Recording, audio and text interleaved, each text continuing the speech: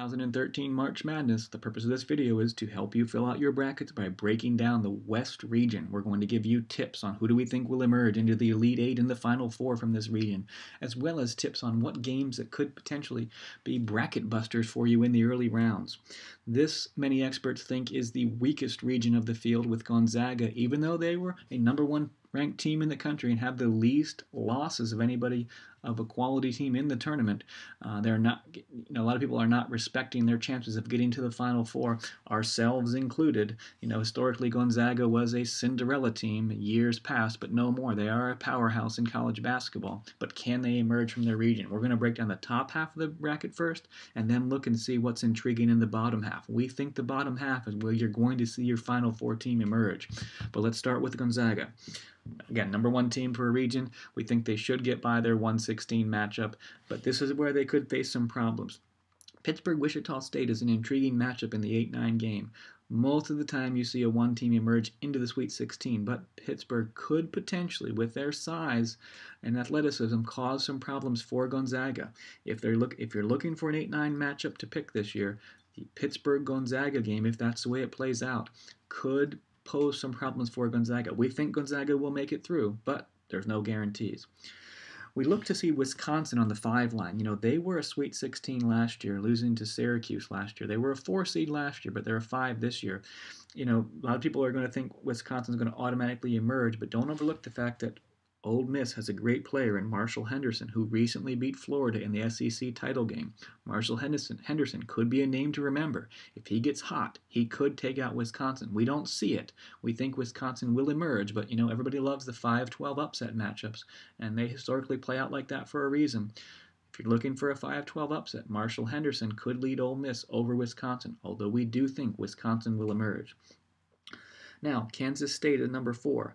They've got good guard play, and they are playing the winner of a play-in game, but these teams both have good guard play as well, too. There's no guarantee Kansas State makes it out of the first game. We think they will. We think Wisconsin should emerge here to play Gonzaga in the Sweet 16. We see Gonzaga falling to potentially Wisconsin, even possibly Ole Miss, in this game here. We think Wisconsin will emerge in the Elite Eight from this area here. Now, moving down to the bottom of the bracket. Belmont, boy, they're a Cinderella team. Everybody wants to pick Belmont. They're a high-scoring team. They've got experience. They've been in the tournament many times. This could be the year they emerge. They love to score, but so does Arizona, and Arizona has size.